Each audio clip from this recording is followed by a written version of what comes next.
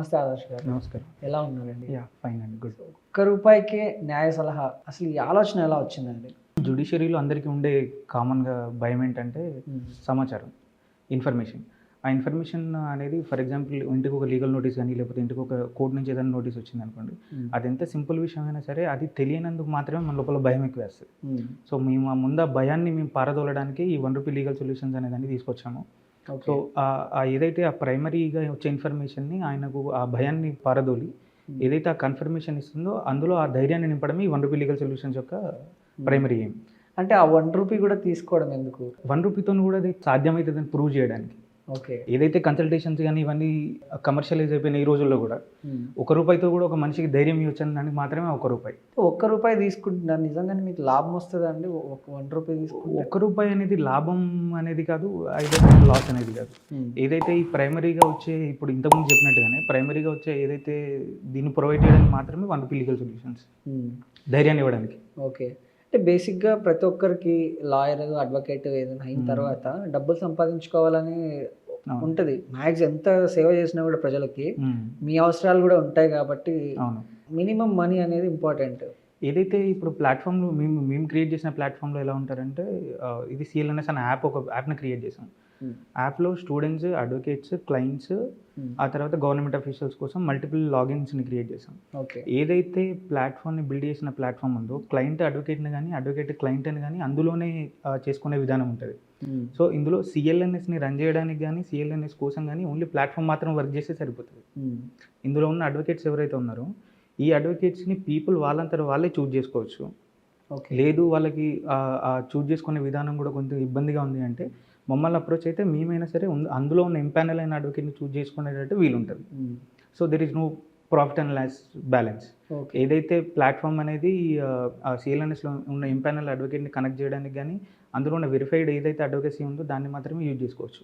ఇక్కడ ఇంకొక ప్రశ్న ఏంటంటే అడ్వకేట్స్‌ని కనెక్ట్ చేసిన తర్వాత అక్కడ ఏదైనా మళ్ళీ మిస్టేక్ జరిగితే ఎవరు రెస్పాన్సిబిలిటీ అన్న క్వశ్చన్‌కి మేము అక్కడ ట్రాకింగ్ అండ్ మానిటరింగ్ 2 సిస్టమ్స్‌ని అప్డేట్ చేసాం. ఏదైతే అడ్వకేట్ ఆ రోజు ఆ కేసు పలానా హియరింగ్ రోజు ఆయన ఏ వర్క్ చేశారనేది కూడా మీకు సీఎల్ఎన్ఎస్ ట్రాకింగ్ అండ్ మానిటరింగ్ అప్డేట్‌లో వస్తది. ఓకే. అది. సో, ఆ సొల్యూషన్‌ని ఇన్వెంట్ చేయడం ద్వారా అక్కడ మిస్టేక్స్ జరగాల్సిన ఏదైతే చిన్న చిన్న విషయాలు ఉంటాయో ఆ విషయాలను కూడా మేము పొందుపరిచి చాలా జాగ్రత్తగా చేసాం అది. ఓకే. అంటే ₹1కే న్యాయ సలహా ఇవ్వాలి అన్న ఆలోచన రాకముందు ఫస్ట్ మీరు అడ్వకేట్ అవ్వాలనే ఆలోచన రావాలి.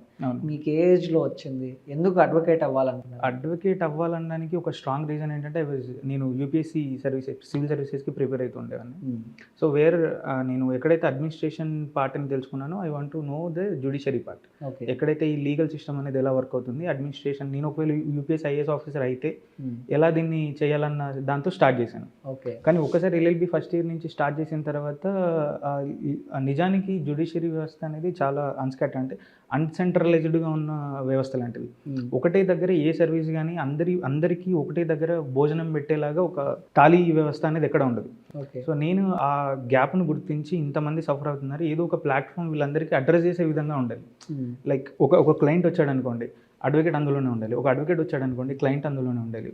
వీళ్ళిద్దరూ కాకుండా నేను ఒక గవర్నమెంట్ అఫీషియల్తోనో లేకపోతే వేరే ఏదైనా సంస్థకి వెళ్ళి మాట్లాడాలి అనుకుంటే అది కూడా అందులోనే డిజైన్ చేసేటట్టుగా మొత్తం ఒక ఎకోసిస్టమ్ని బిల్డ్ చేసాం, లేయర్ బై లేయర్. ఓకే. ఇది ఆల్ ఓవర్ ఇండియా ఉంది కదండి మీ సర్వీస్ అనేది? అవును, ఇండియా ఉంది. ఇప్పటి వరకు ఎంతమంది క్లయింట్స్ వచ్చారండి? మేము స్టార్ట్ చేసి ఆల్మోస్ట్ 1 ఇయర్ క్రాస్ అయిందండి. ఇట్స్ అరౌండ్ 20,000+ వరకు అందించాము. 20,000+ అందించాము.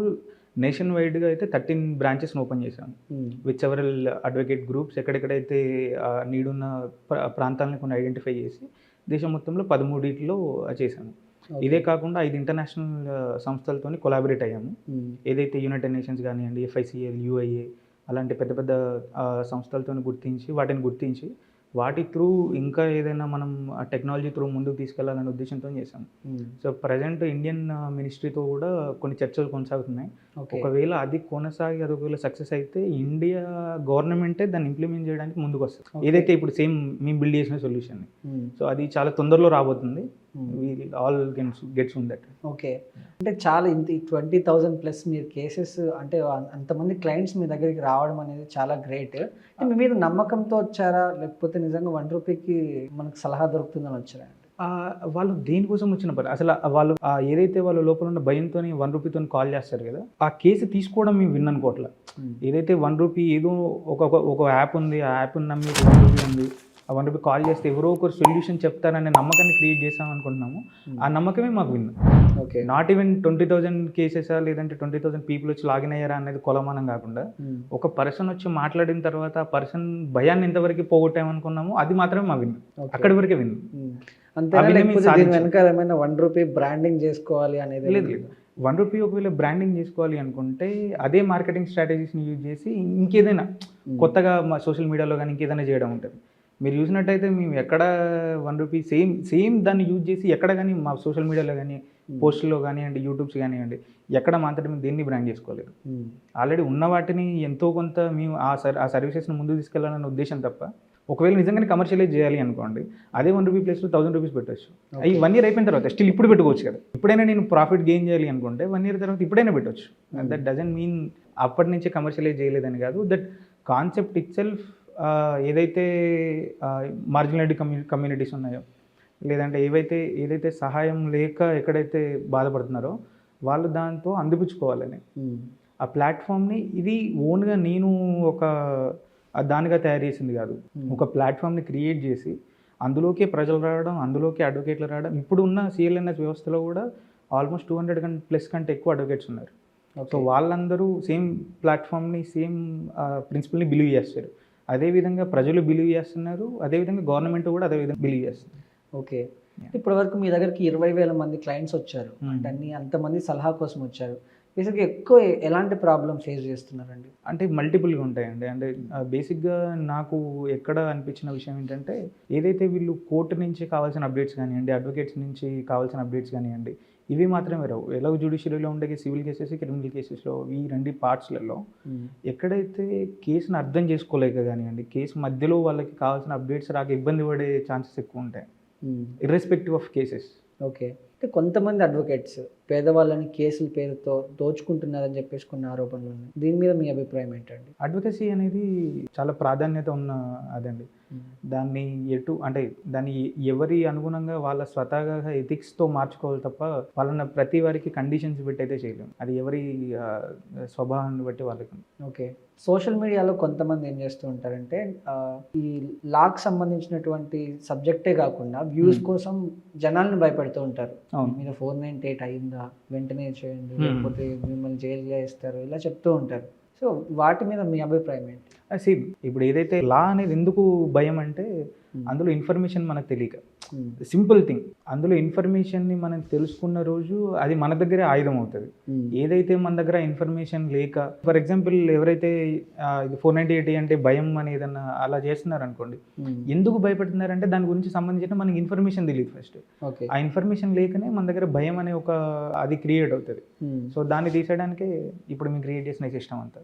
It will be like a solution. కొంతమంది పోలీసులు తప్పు చేసినా కూడా అడ్వకేట్స్ వాళ్ళ మీద కేసులు పెట్టడానికి భయపడుతుంటారు కదండి. సేమ్ ఏవైతే మీరు అడుగుతున్న ఈ 3-4 క్వశ్చన్స్ ఉన్నాయి, it's all upon individual things. ఏవైతే మీరు సిస్టమ్ని క్రియేట్ చేసి సిస్టమ్ని జరుగుతున్న ప్రతి సిస్టంలో ఉన్న వాటి గురించి ఇవన్నీ ఇండివిజువల్ టైప్ ఆఫ్ ఇవి కదా. So we can't answer that the same.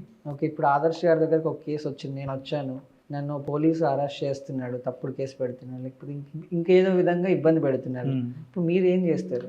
ఖచ్చితంగా సపోర్ట్ ఇస్తాను. ఐదర్ మీరు మిమ్మల్ని పోలీసు ఇబ్బంది పెట్టినా, పోలీసు ఇబ్బంది పెట్టకపోయినా, మీకు ఏదైనా సొల్యూషన్ ఉన్నా, మీరు నా దగ్గరికి ప్రాబ్లంతో వచ్చి మాట్లాడినప్పుడు మీకు కావాల్సిన గైడెన్స్ కానివ్వండి, మీకు కావాల్సిన అసలు ఆ ప్రాబ్లం ఎందుకు ఎన్రూట్ అవుతుంది, మీ దగ్గరికి ఎక్కడి వరకు వచ్చింది, దాని సివియారిటీ ఏంటి, మీకు ఏ విధంగా హెల్ప్ చేయగలమన్న క్లారిటీ అందరికీ ఇస్తాం. ఓకే. సింపుల్. అంటే మీరు ₹1కి న్యాయ సలహా స్టార్ట్ చేశారు, దాంతోపాటు డబ్బున్న వాళ్ళకి ఒక విధమైనటువంటి లా, ఒక విధమైనటువంటి చట్టం, ఒక విధమైనటువంటి న్యాయం జరుగుతుంది, పేదవాళ్ళకి ఒక విధమైనటువంటి న్యాయం జరుగుతుంది. సో దీని మీద కూడా మీరు ఏమైనా పోరాడే అవకాశం ఉందా అండి? డబ్బున్న వాళ్ళకి లేని వాళ్ళకి అనే విషయం మీద కాకుండా లా అందరికి ఈక్వల్ అని మాత్రం చెప్పకండి. Same so procedure for the same. ఏదైతే మీరు కోర్టుకు వచ్చినప్పటి నుంచి కేసు అయిపోయేంత వరకు ఉన్న ప్రొసీజర్ అందరికీ సేమే ఉంది. మధ్యలో ఏదైతే ఉన్న పర్సన్స్ కానివ్వండి, లేకపోతే ఎక్కడైతే గ్యాప్స్ ఉన్నాయో ఆ గ్యాప్స్ని కొంతమంది కొన్నిటితో ఫిల్ చేస్తారు. కొంతమంది డబ్బుతో ఫిల్ చేస్తున్నారు, కొంతమంది లేకపోతే ఇంకేదైనా వాటితో ఫిల్ చేస్తున్నారు, కొంతమంది అధికారాన్ని యూజ్ చేసి ఫిల్ చేస్తారు. రీసెంట్గా మనం వచ్చిన కేసెస్ చూస్తే ఒక సమ్ మినిస్టర్ కొడుకు పోక్సో కేసులో లోపలికి వెళ్ళినాడు, మళ్ళీ విత్ ఇన్ 1 వీక్లో బయటకు వచ్చాడు. ఇంకో influencer fun bucket Bhargav still 20 years jail శిక్ష పడింది అదే కేసులో, స్టిల్ ఇప్పటికీ జైల్లో ఉన్నాడు. ఇక్కడ సేమ్ 2 పోక్సో కేసులే, ఇద్దరు ఇలాంటి వ్యక్తులే, కానీ ఒకరు 1 week బయటకు వస్తారు, కొంతమంది అయితే సంవత్సరాల తరబడి జైల్లో ఉంటారు. ఇది ఎక్కడ ఇంకా సమానంగా రాదర్ దెన్ మనం అంటే వాటిని రేషనలైజ్ చేయకుండా డైరెక్ట్గా మనం వాటిని ఏదైతే బ్యాక్గ్రౌండ్ ఉందో బ్యాక్గ్రౌండ్లో ఎవిడెన్సెస్ కానివ్వండి, ఫ్యాక్ట్స్ కానివ్వండి, లేకపోతే కేసు యొక్క సమాచారం కానివ్వండి, ఇవన్నీ చూసిన తర్వాత జడ్జ్ చేయాలి. బేసిక్గా దేర్ ఆర్ 2 things. ఒక కేసు ఇప్పుడు 2 కేసులు తీసుకున్నారనుకోండి, 2 కేసుల్లో ఫ్యాక్ట్స్ వేరే ఉంటాయి, లేదంటే ఆ లోపల ఉన్న మ్యాటర్ కానివ్వండి, ప్రొవైడ్ చేసిన వీటిని ఏమంటారు కేస్ షీట్స్ కానివ్వండి, ఇవన్నీ డిఫరెంట్గా ఉంటాయి. ఆ డిఫరెంట్గా ఉన్నదాన్ని బట్టి 1 year, 2 years, 3 years, 4 years అనేది డిపెండ్ అయి ఉంటుంది. Rather than political individual, rather than money individual. POCSO case పెడితే ఎన్ని రోజులు పడుతుందండి మినిమం జైలు శిక్ష? మినిమం పడుతుంది. But that what I'm trying to conclude, rather than procedural, rather than దీనికంటే అందులో ఉన్న ఏదైతే ఎవిడెన్స్ కానివ్వండి, ఫ్యాక్ట్స్ కానివ్వండి, షీట్స్ కానివ్వండి, దీన్ని బట్టి తీసుకునే ఛాన్స్ ఎక్కువ ఉంటుంది. Rather I know 1 personal case ఇప్పుడు ప్రజెంట్ హ్యాండిల్ చేస్తున్న కేసెస్లో కూడా ఏదైతే మనం మార్జినల్గా మనం చూసేది 2 చూస్తాం. ఒకటి ఆ వ్యక్తి మిస్టేక్ చేశాడు, రాదర్ దాన్ ఏ వ్యక్తి అయినా ఆ వ్యక్తి మిస్టేక్ చేశాడు, జైలుకి వెళ్ళాడు, ఆ జైల్లో ఎంతసేపు ఉన్నాడు, దాని తర్వాత బయటకు వచ్చిన ఫ్యాక్ట్ చూస్తాం. Court procedure no one check. కోర్టుకి ఇప్పుడు ఆ కోర్టు పర్సన్ ఎవరు వెళ్ళారు, ఎవరు ఏ అడ్వకేట్ ఏ ఎవిడెన్స్ సబ్మిట్ చేశాడు, సబ్మిట్ చేసిన తర్వాత ఎన్ని రోజులు హియరింగ్ అయింది, హియరింగ్ అయిన తర్వాత ఏమేమి బయటకు వచ్చాడు అనేది we won't check. What we check only the gap. అంటే మనం స్టార్టింగ్ చెక్ చేస్తున్నాము, మధ్యలో గ్యాప్ చెక్ చేస్తున్నాము, ఎండింగ్ చెక్ చేస్తున్నాము, దట్స్ ఇట్. సో కొన్నిసార్లు అసలు పోక్సో కేసులో బెయిలే రాదు, కొన్నిసార్లు కంపల్సరీగా ఎందుకు బెయిల్ వస్తుందంటే ఎవిడెన్సెస్లో ఏదో ఒక గ్యాప్ ఉండడం వల్లనో, లేకపోతే 14 daysలో వాళ్ళు మళ్ళీ బయటకు వచ్చేసి ఇది చేయడం జరుగుతుంది. సో దట్ డిపెండ్స్ అపాన్ ఏదైతే ప్రొసీజర్లో జరుగుతుంది కానివ్వండి, అది మనం ఒకవేళ what we are trying to conclude here, ఏదైతే లోపల ఉన్న ఫ్యాక్ట్స్ అయినా తెలుసుకోవాలి, లేదంటే మధ్యలో ఉన్న గ్యాప్స్ ఎక్కడ జరుగుతుందని తెలుసుకోవాలి. ఇప్పుడు మీరు చెప్పిన 2 scenarios ఉన్నాయా, 2 scenariosలో మనకు స్టార్టింగ్ తెలుసు, ఎండింగ్ తెలుసు. బయటకు అంటే తప్పు చేశాడు, మిస్టేక్ చేశాడు, బయటకు వచ్చాడని తెలుసు, కానీ లోపల ఏం జరిగింది అనేది no one knows. Case facts మనకు ఐడియా ఉన్నాయా, కేస్ ఫ్యాక్ట్స్ అంటే లోపల ఏం జరిగింది ప్రొసీజర్ అనేది ఐడియా లేదు, జడ్జి ఏం మాట్లాడనేది ఐడియా లేదు, కేస్ లైవ్లో అది అక్కడ ఏం జరిగింది అనేది ఐడియా లేదు. సో మనకు ఫ్యాక్ట్ని ఎండింగ్ని బట్టే కాకుండా ఏదైనా ఆ మార్జినల్ ఏదైనా మీరు నాకు చెప్పగలిగితే అప్పుడు ఏదైనా it would be easy. Only థింగ్ని 2 విషయాల మీద అండర్స్టాండ్ చేసుకోకుండా అలా. ప్రొసీజర్ లాయర్ అనిపించుకున్నారులేండి. అంటే ఇప్పుడు పోలీసులు ఉంటారు చాలా మంది, మీ దగ్గరికి చాలా కేసెస్ వస్తూ ఉంటాయి కాబట్టి ఆల్మోస్ట్ 20,000 కేసెస్ అనేది నాట్ క్లయింట్స్ వచ్చారు కాబట్టి బేసిక్గా పోలీసులు ఏం చేస్తుంటారంటే ఎవరైనా కేసు పెట్టడానికి వెళ్ళినప్పుడు కానీ, లేకపోతే ఎఫ్ఐఆర్ ఫైల్ చేయడానికి కాపీ ఇవ్వమని చెప్పినప్పుడు కానీ, పోలీస్ స్టేషన్లో ఓన్లీ అంటే పోలీస్ స్టేషన్ గడప దాటక ముందు ఒకలాగా, గడప దాటిన తర్వాత ఒకలాగా, స్టేషన్కి 2 చూసుకుందాం ఇలా చెప్తూ ఉంటారు. సో అలాంటి కేసెస్ ఏమైనా మీ దగ్గరికి రావడం జరిగిందా? There was 1 particular case. ఎక్కడైతే ఒక లేడీ ఉన్నారు, ఆ lady she was very fear to, అంటే ఆవిడ సింగిల్ పేరెంట్. సో దేర్ అంటే వాళ్ళ సన్స్ ఇద్దరు settled in US. Okay. So అక్కడ వచ్చే ప్రాబ్లం ఏంటంటే there was some petty case, ఏదో నైబర్స్తో గొడవ, డైలీ రమ్మంటున్నారు, కూర్చోమంటున్నారు, వెళ్ళిపోతున్నారు, డైలీ రమ్మంటున్నారు, కూర్చోమంటున్నారు, వెళ్ళిపోతున్నారు, మార్నింగ్ టు ఈవినింగ్ సేమ్ జరుగుతుంది, same schedule for 3 days. So అక్కడ సొల్యూషన్ ఏం చేయాలి, ఐదర్ సుపీరియర్తో ఎవరైనా మాట్లాడాలి, అక్కడ ఉన్న హెడ్ కానిస్టేబుల్ కానీ వీళ్ళు కానీ ఆవిడని ఆపేస్తారు, కూర్చోమంటారు, అంతే. ఇంకా 24 hours 48 hours అలా నెక్స్ట్ డే అలా జరిగిపోతుంది. So when we get the call, తను అప్పుడే ఫోన్ స్క్రోల్ చేస్తున్నారు, దే కాల్డ్ అస్ డైరెక్ట్లీ, ఇలా జరిగిందంటే అప్పటికప్పుడు మేము ఆ కాల్ని ఎన్రోల్ చేసి హెడ్ కానిస్టేబుల్కి ఇవ్వమని చెప్పాం, ఎవరైతే అక్కడ SHO ఉన్నారో. ఆ మాట్లాడిన తర్వాత జరిగింది ఏంటంటే అసలు ఎఫ్ఐఆర్ అవ్వలేదు, అక్కడికి రిటర్న్ కంప్లైంట్ ఏదో చిన్న షీట్ వచ్చింది, దాన్ని మీద తీసుకోలేదు. 24 hours కూడా క్రాస్ అయిపోయింది, వాళ్ళు ఇంకా ఏం చేయలేదు. అప్పుడు దెన్ వీ స్పోక్ టు డైరెక్ట్గా ఎవరైతే ఆ ఏరియా CP ఉన్నారో ఆయనతో మాట్లాడి మళ్ళీ then we return back. So ఇక్కడ కామన్ మ్యాన్కి అడగడానికి కావాల్సిన రైట్ ఏదైతే ఉందో అది ఇన్ సర్టెన్ సేమ్ ఏరియాలో సేమ్ పోలీస్ స్టేషన్ పరిధిలో జరగట్లేదు. That we need to accept. ఎక్కడైతే అదే పోలీస్ స్టేషన్లో అదే అక్కడే జరగకపోవడానికి 2 రీజన్స్. ఒకటి అడగలేకపోవాలన్న భయం, అంటే అడిగితే ఏమవుతుందో కూర్చోమన్నారు కదా చూద్దాం అని వెయిట్ చేయడం ఒకటి. రెండోది వీళ్ళు మళ్ళీ ఏదైనా నా మీద రిటర్న్ ఇంకేదైనా చేస్తారేమో అన్న భయం ఒకటి. దీని అంతటికి రీజన్ ప్రైమరీ కావాల్సిన ఏంటంటే మీ హక్కులు మీకు తెలియకపోవడమే కదా. సో నన్ను ఇంతసేపు కూర్చోబెడుతున్నారు కదా, వాట్ ఈస్ ద రీజన్? లేదంటే మీరు మీరు మీరు మీ దగ్గర కంప్లైంట్ ఉంది, మీకు పిలిచే అధికారం ఉంది, మీరు పిలిచారు, ఇప్పుడు కూర్చోబెట్టారు, నేను ఉండను వెళ్ళిపోతా అంటారు, పంపరు, కొడతారు, వాట్ నెక్స్ట్? నేను అదే అన్నాను, దానికి మీ దగ్గర ఉన్న ప్రైమరీ ఇన్ఫర్మేషన్ మీకు తెలియాలి కదా. సో ఫర్ ఎగ్జాంపుల్ అదే ప్లేస్లో ఒక లాయర్ ఉన్నాడు అనుకోండి, లాయర్ ఏం చేస్తాడు, ఆయనకి నాలెడ్జ్ ఉంటుంది అంతే. లాయర్ అంటే that not a bombastic thing. లాయర్కి కావాల్సిన ఆ లాకి సంబంధించిన నాలెడ్జ్ ఆయన దగ్గర ఉంటుంది. అందులో కొంత నాలెడ్జ్ సిటిజన్కి ఉంటే సిటిజన్ కూడా సేమ్ మాట్లాడతారు కదా. హక్కులు అందరికీ. నేను లాయర్ అయినా నేను పౌరున్నే, ఆవిడైనా సేమ్ అదే పౌరుడు, అదే సేమ్ స్టోరీ, అదే హక్కులు అందరికీ వస్తాయి. బట్ ద రీజన్ నా హక్కులు నాకు తెలియకపోవడం ఒకటి, అడ్వకేట్కి ఆయన హక్కులు కానీ రాజ్యాంగంలో ఆయనకి ఇచ్చిన హక్కులు కానీ తెలియడం ఒకటి. రెండే రీజన్స్. సిటిజన్స్ ఏదైతే ప్రైమరీగా తెలుసుకోవడానికి వాళ్ళ హక్కులు వాళ్ళు తెలుసుకోవడానికి ప్రయత్నమే చేయాలి ఇటువంటి సమస్యలను చేయాలంటే. లేదు అంటే అడ్వకేట్స్ కానివ్వండి, లేకపోతే సిస్టంలో ఎవరైనా హెల్ప్ చేసే వాళ్ళు ఉంటే వాళ్ళ త్రూ అయినా వాళ్ళకి సంబంధించిన హక్కులు తెలుసుకొని వెళ్ళడం ఒకటి. ఓకే, ఒక భారతదేశ పౌరుడిగా ముఖ్యంగా తెలుసుకోవాల్సినటువంటి 5 హక్కులు ఏముంటాయండి? 5 హక్కులు ఎలాగో రాజ్యాంగంలో చెప్పినవి సేమ్, మళ్ళీ స్టార్టింగ్ నుంచి అలా కాకుండా ఇన్ఫర్మేషన్ వైజ్గా ఫస్ట్ లీగల్గా కానీ ఒక సమస్య ఒక పర్సన్కి వస్తే లీగల్గా ముందు ఆయనకి ఏమి వర్తిస్తాయి అనేది ముందు తెలుసుకోవాలి. లేదు ఒక ల్యాండ్ ఇష్యూ వస్తుంది, ఈ ల్యాండ్ ఇష్యూ వస్తే నేను ఎంఆర్ఓ దగ్గరికి వెళ్ళాలి, లేకపోతే ఎస్ఆర్ఓ దగ్గరికి వెళ్ళాలి, ఎక్కడికి వెళ్తే నా పని అవుతుంది అన్న ఈ ప్రొసీజర్ అది ఉంటుందో ఇది మాత్రమే చాలా టఫ్ ఇండియాలో. ఇండియాలో దీనికంటూ సపరేట్గా ప్రిస్క్రైబ్ చేసి ఏదీ లేదు. ఫర్ ఎగ్జాంపుల్ ఒక రైతు ఉన్నాడు అనుకోండి, ఆ రైతుకి బార్డర్ ఇష్యూ వచ్చింది, ఇంకొక ఆయనతో వచ్చింది, ఆయన ఇంకో దగ్గరికి వెళ్ళి సర్వే చేయించుకోవాలి, సర్వేని పెట్టించుకోవాలి, సర్వే చేస్తే పని అయిపోద్ది. ఆపోజిట్ ఆయన సర్వేకి రావట్లేదు, ఎన్ని సంవత్సరాలు అవుతుంది అట్లేదు.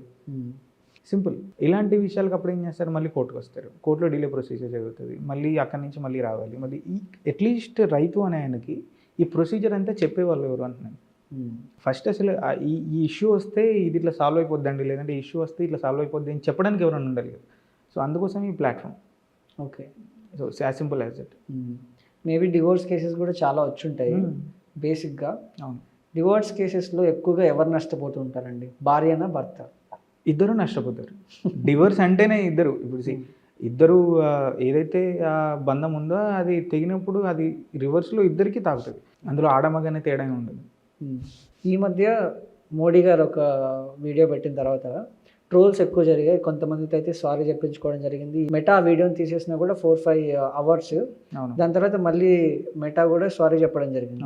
సో ఈ మధ్య కాలంలో సోషల్ మీడియా ఎక్కువ అయిపోయింది కాబట్టి కొంతమంది ఏంటంటే డైరెక్ట్గా అంటే మన గురించి మాట్లాడడం, మన గురించి ట్రోలింగ్ చేయడం, బ్యాడ్గా మాట్లాడడం, బ్యాడ్ పోస్టులు పెట్టడం, ఈవెన్ కొంతమంది ఇన్స్టాగ్రామ్లో తిట్టడం, ఇట్లాంటివి చేస్తూ ఉంటారు. సో వాళ్ళ మీద ఎలాంటి యాక్షన్ తీసుకోవచ్చండి? యాక్షన్ మీన్స్ మీరు ఆబ్వియస్గా ఎన్నో రోజుల నుంచి ఉన్న పరువు నష్టం దావాలు లేదంటే ఇవి కానీ వేసుకోవచ్చు. ఏదైతే మీ వ్యక్తిగత విషయాలను తాకనంత వరకు, ఏదైతే మీ వ్యక్తిగత విషయాలకు అవి అటాచ్ అయిపోయి మీకు ఏదైనా పరువుకు సంబంధించిన విషయాలు కానీ లేదంటే మీరు మానసికంగా ఏదైనా జరుగుతున్నప్పుడు మీరు పరువు నష్టం దావా ఫైల్ చేసుకొని లీగల్గా ప్రొసీజర్ చేసుకోవచ్చు. ఓకే, సో డిఫికల్ట్ కేసు ఏమన్నా మీరు హ్యాండిల్ చేశారండి మీ లైఫ్లో? ఏదైనా మర్చిపోలేని కేసు ఏమన్నా? ఇప్పటివరకు 2 విషయాలు ఉన్నాయి. ఆ 2 విషయాలు నేను ఇంక్యుబేట్ అయింది అండ్ యాజ్ ఎంటర్ప్రెన్యూర్గా టీ హబ్లో ఇంక్యుబేట్ అయ్యాను. సో ఒక వ్యక్తి నాకు మార్నింగ్ అంటే రోజు we use to get lot of calls, ఎండ్యూట్ చేస్తూ ఉంటాము, టీమ్స్కి ఎండ్యూట్ చేస్తూ ఉంటాము. సో అలా వచ్చిన కాల్స్లో ఒక ఆయన ఎర్లీ మార్నింగ్గా కాల్ చేశారు. కాల్ చేసి సార్ ఇట్లా నేను మిమ్మల్ని కలవాలనుకున్నాను, నేను ఆల్రెడీ టీ హబ్ దగ్గర ఉన్నానని చెప్పారు. సో పీపుల్ ఎలాగో వస్తుంటారు కాబట్టి సరిగ్గా అక్కడ గేట్ పాస్ ఉంటుంది, you need to take the gate pass. అక్కడ మీకు ఏదైతే ఆ టోకెన్ నెంబర్ ఉంటుందో మీరు ఆ టోకెన్ నెంబర్ రేజ్ చేయండి, అక్కడ మా టీం ఉంటారు, మిమ్మల్ని సజెస్ట్ చేస్తారు, అన్నీ చేస్తారని చెప్పారు. లేదు నేను మీతోనే కంపల్సరీగా మాట్లాడాలి, నాకు మీరే అది చెప్పాలని చెప్పారు. ఓకే అని చెప్పాను. నేను స్టార్ట్ అయిపోయి నేను అంటే నేను ఎల్బీనగర్ రాసాయి నుంచి రావాలి. సో అక్కడి నుంచి స్టార్ట్ అయిపోయి ఇక్కడికి వచ్చేటప్పటికి ఆయన మళ్ళీ 2-3 సార్లు కాల్ చేశారు. అరే ఎందుకు అన్నిసార్లు చేస్తున్నారు, ఎలాగో టీం ఉంటుంది, సపోర్ట్ చేస్తారు, అప్పటికే మాకున్న లోపల ఉన్న అడ్వకేట్ టీం ఉంటారు, వాళ్ళు మాట్లాడితే వాళ్ళు సొల్యూషన్ ఇచ్చేస్తారు అనుకున్నాను. అప్పటికి నేను ఆ టీఎబ్ రీచ్ చేసరికి అలా 2 అవర్స్ అయిపోయింది. అక్కడికి వెళ్ళిన తర్వాత ఆయన రమ్మన్నాను, లోపలికి వచ్చిన తర్వాత చూస్తే ఈ వాజ్ ఓన్లీ వేరింగ్ స్లిప్పర్స్ వేసుకున్నారు, చేతిలో ఒక చిన్న సంచి పట్టుకున్నారు. అక్కడికి లోపలికి వచ్చిన తర్వాత ఆయన చాలా సంతోషం, చాలా పెద్ద ఆయన, నాకంటే చాలా ఏజ్. 2 చేతులు నమస్కారం పెట్టి, సార్ మీకు చాలా కంగ్రాచులేషన్. ఆయన సమస్య చెప్పట్లా, ఆయన అసలు సమస్య అనేది స్టార్ట్ చేయాలి. ఓకే సార్ చాలా సంతోషంగా ఉంది, చాలా కంగ్రాచులేషన్ సార్, ఇలాంటి ప్లాట్ఫామ్ ఒకటి క్రియేట్ చేసినందుకు అని పొగడ్డానికి స్టార్ట్ చేస్తున్నారు. అంటే ఆయన ఆయన అప్పుడు నేను అడిగాను, సార్ మీరు ఎక్కడి నుంచి వచ్చారు ఏంటని అడిగితే, నేను విజయవాడ అవతల ఎక్కడో అక్కడి నుంచి 100 కిలోమీటర్స్ ఉంటుంది, నేను ఆ ఊరు నుంచి 2 రోజులు ట్రావెల్ చేసి ఇక్కడికి వచ్చానని చెప్పారు. మరి ట్రావెల్ చేసినప్పుడు ప్రాబ్లం ఏదన్నా ఉందంటే ప్రాబ్లం ఏం లేదు ఆయనకి. ఆయనని కదిలించింది ప్లాట్ఫామ్ ఆ రోజు అన్న రోజు అదొకటి నేను స్ట్రాంగ్గా ఫిక్స్ అయిపోయాను. అంటే ఎట్టి పరిస్థితుల్లో ఎన్ని కష్టాలు వచ్చినా, ఎంత అవాంతరాలు వచ్చినా ప్లాట్ఫామ్ని మాత్రం ఆపకూడదు. ఓకే సో అది నా మైల్ స్టోన్, ఆయన నాకు ఇచ్చిన ఇన్స్పిరేషన్ అది. సో సెకండ్ది ఏదైతే నేను చూసానో, ఒక ఆవిడ చాలా ఏజ్, ఆవిడ 70 to 80 ఉంటుంది, ఆవిడ కళ్ళు కూడా సరిగ్గా కనబడట్లేదు. వాట్సాప్ మెసేజ్ వచ్చింది, నేను వీడియో ఓపెన్ చేయగానే ఆ ముసలావిడ దండం పెట్టి ఆవిడ ప్రాబ్లం చెప్పడం స్టార్ట్ చేసింది. అంతా చెప్పింది, కట్ చేసింది, అయిపోయిన తర్వాత సరే సొల్యూషన్ ఏదైనా ఉంటే ఎప్పుడు అనిపించింది. కానీ నాకు అక్కడ కనబడింది ఏంటంటే, ఏదో ఒక నెంబర్ ఉంది, లేకపోతే ఏదో ఒక యాప్ ఉంది, లేకపోతే ఏదో ఒకటి ఉంది, దీనికి చేస్తే వీళ్ళు ఏదో చేస్తారు అన్న నమ్మకంతో ఆవిడ ఒక వీడియో పంపించడం, లేకపోతే ఆవిడ ఒక చేసింది. ఆవిడకి 78 years ఉంటాయి. ఈ 2 inspirations, cases always cases, judiciary always judiciary. కానీ మనల్ని ఇన్స్పైర్ చేసి నడిపిన 2 విషయాలు అయితే, ఈ 2 విషయాలు నన్ను కదిలించిన విషయాలు. ఓకే, ₹1 అడ్వకేట్ అనే ఐడెంటిటీ మీకు లేకపోయినా కూడా ఇలాగే సర్వీస్ అందించే వల్ల మీరు ₹1 అడ్వకేట్ అనేది ఓన్లీ మాధ్యమం మాత్రమే. మనం ఏదైతే పీపుల్కి చేయాలనుకున్న సర్వీస్, లేకపోతే నేను ఇంతసేపటి నుంచి మీకు చెప్తున్న భయం ఏదైతే పారదోలాలి అనుకున్న విషయం ఏదైతే ఉందో, ఆ విషయానికి సంబంధించిన ఇది మాత్రమే ట్యాగ్. సో ద సేమ్ ప్రీవియస్గా నేను యూపీఎస్సీ సివిల్ సర్వీసెస్ చేద్దాం అనుకున్నాను. The motto is self. Motto అంటే మీరు ఐఏఎస్ అయ్యాక ఏదో చేద్దాం అనుకున్న విషయం కాకుండా service it's main motto. Either అది ఎల్ఎల్బి కానివ్వండి, ఐదర్ అది ఐఏఎస్ యూపీఎస్సీ నేను రాసి ఐఏఎస్ఐ కానివ్వండి. నేను ఇప్పుడు ప్రాక్టికల్గానే జడ్జికి ప్రిపేర్ అవుతున్నాను, ఏదైతే జూనియర్ సివిల్ జడ్జికి ప్రిపేర్ అవుతున్నాను. అక్కడికి వెళ్ళిన తర్వాత కూడా ఇది కమర్షియలైజ్ చేయలేం కదా. So the main service it self, ఏదైతే అన్సెంట్రలైజ్డ్గా డీసెంట్రలైజ్డ్గా ఉన్న దీన్ని అన్నిటికీ ఒక సెంట్రలైజ్ సిస్టమ్ లాగా దీన్ని తయారు చేయాలనేది ఈ విషయం. సో దీని విషయంగానే NITI Aayog, AIC, Atal incubation centre, Atal incubation మిషన్స్ని కలిసాము. సో వాళ్ళకున్న ఏదైతే 56 to 57 సెంటర్స్లో ఆల్ ఓవర్ ఇండియాలో దీన్ని లీగల్ సర్వీసెస్ని లాంచ్ చేయాలని ట్రై చేస్తున్నాం ఇండియాలో. అంటే ఇప్పుడున్నటువంటి సిచ్యువేషన్స్లో ఒక అడ్వకేట్కి మినిమంలో మినిమం ఫీజు ఎంత తీసుకుంటారంటే, కన్సల్టేషన్ ఫీజు 2,000 నుంచి 10,000 లక్షలు తీసుకునే వాళ్ళు కూడా ఉన్నారు. సో వాళ్ళ దగ్గర నుంచి మీకు ఇలాంటి థ్రెటనింగ్స్ కానీ, లేకపోతే మిమ్మల్ని భయపెట్టడం అట్లాంటి కాల్స్ ఏం రాలేదా అండి? ₹1 మీరు చేస్తున్నారు కాబట్టి. సో ఈ విషయంలో నేను మా అడ్వకేట్ ఫెటర్నిటీ అందరికీ చాలా థ్యాంక్స్ చెప్పుకోవాలి. బట్ ఐ డోంట్, అంటే ఇప్పటివరకు అయితే అలాంటివి ఏం రాలేదు. దే ఆర్ ఆల్, ఇంకా చెప్పాలంటే they are getting supporting. So ఏదైతే నిజంగా సర్వీస్ చేయాలనుకున్న వాళ్ళు ప్లాట్ఫామ్లో ఉన్నారు. 200 people ఎవరైతే ఎన్రోల్ అయి ఉన్నారో, దేర్ ఆల్, అంటే వాళ్ళంతటా వాళ్ళే ఇది ఒక ప్లాట్ఫామ్ ఉంది, జనాలు మనకు కనెక్ట్ అవుతారు, లేదంటే ₹1 మనం కూడా లీగల్ సొల్యూషన్స్ ఇవ్వచ్చు అన్న ఉద్దేశంతోనే వచ్చిన వాళ్ళే. Okay, so there is no threatenings, no calls, nothing. Okay, serious allegation ఏమైనా చేశారా మీ మీద ఇప్పటి వరకు? సీరియస్ అలిగేషన్ అదే అంటున్నాను. ఏదైతే ఈ ప్లాట్ఫామ్ నుంచి మేము ఇంత బిల్డ్ చేసామో, అడ్వకేట్ కమ్యూనిటీ ఇట్ సెల్ఫ్ ఇప్పుడు ప్లాట్ఫామ్లో ఉంది. ఓకే, సో అందరం మైత్రిభావంతో ముందుకెళ్తున్నాం. సో ₹1 అడ్వకేట్ మీరు స్టార్ట్ చేసినప్పుడు మీ ఫ్యామిలీ రెస్పాన్స్ ఎలా ఉందండి? అంటే మీకు డబ్బులు కన్సల్టేషన్ ఫీజు రాదు అనే ఒక మైండ్ సెట్ ఉంటుంది కదా, సో అలా ఏమైనా ఫీల్ అయ్యారా? సో ప్రీవియస్లీ దీనికంటే నేను ముందు ఐసిఐసిఐ బ్యాంక్లో నేను మేనేజర్గా వర్క్ చేశాను. ఏదైతే ఐసిఐసిఐ నానక్రామ్ కూడా గచ్చిబౌలి టవర్స్ ఉంటుందో, ఆ టవర్స్లో నేను మేనేజర్ పొజిషన్లో, గుడ్ శాలరీ అండ్ ఎవ్రీథింగ్ ప్రాపర్గా ఉన్నాయి. ఏదైతే ఈ ప్లాట్ఫామ్ స్టార్ట్ చేసిన తర్వాత నేను జాబ్ రిజైన్ చేసి, ఏదైతే అప్పటికే నేను చేస్తున్న వర్క్ని కానీ, లేకపోతే మల్టిపుల్గా నేను చేస్తున్న యాక్టివిటీస్ అన్నింటినీ కాదని చెప్పి బయటకు వచ్చి మరీ ప్లాట్ఫామ్ స్టార్ట్ చేశాను. సో ఆ సపోర్ట్ అంతా, ఒకవేళ ఆ సపోర్ట్ని ఈ విషయంలో కాకుండా వాళ్ళు నాకు ఆ విషయంలో ఎక్కువ ఇచ్చారని చెప్పారు. ఓకే, ఏదైతే ఇంతకుముందు చేసిన వర్క్స్ అన్నిటికంటే ఇది చాలా నోబెల్ అని చెప్పొచ్చు. ఓకే, అంటే మీరు స్టార్ట్ చేసినటువంటి ప్లాట్ఫామ్లో ఎలాంటి సర్వీసెస్ ఉంటాయండి? జనాలు ఏం ఎక్స్పెక్ట్ చేయొచ్చు? సో క్లయింట్కి ఒకవేళ స్టార్టింగ్ ఏదైనా వాళ్ళ సమస్యతో మొదలు పెడితే వాళ్ళకి పరిష్కారం చూపించడం నుంచి కేసు అయిపోయేంత వరకు ఇన్ఫర్మేషన్ మొత్తం అందులో ఉంటుంది. ఏదైతే మీరు ఒక యూజర్గా లోపలికి వచ్చిన తర్వాత మీకు ఫైండ్ అడ్వకేట్ అని ఒక అది కనిపిస్తుంది బటన్ ఉంటుంది.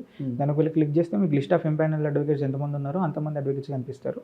లేదు ఇంతమందిని నేను చూజ్ చేసుకోవడం ఒకవేళ ఎవరు మంచి వాళ్ళు అది ఇది అనుకుంటే సిఎల్ఎన్ఎస్ లోగోతో ఉన్న ఒక కాల్ బటన్ ఉంటుంది. ఆ కాల్ బటన్ వాళ్ళు క్లిక్ చేసేసి మాతో డైరెక్ట్గానే మాట్లాడొచ్చు. మాట్లాడి మేము ఎవరినైతే సజెస్ట్ చేస్తాము, లేదంటే వాళ్ళకి సంబంధించిన కేసుకి రిలవెంట్ వీళ్ళు ఉన్నారు అని చెప్తే దాన్ని బట్టి వాళ్ళు ముందుకెళ్తూ ఉంటారు.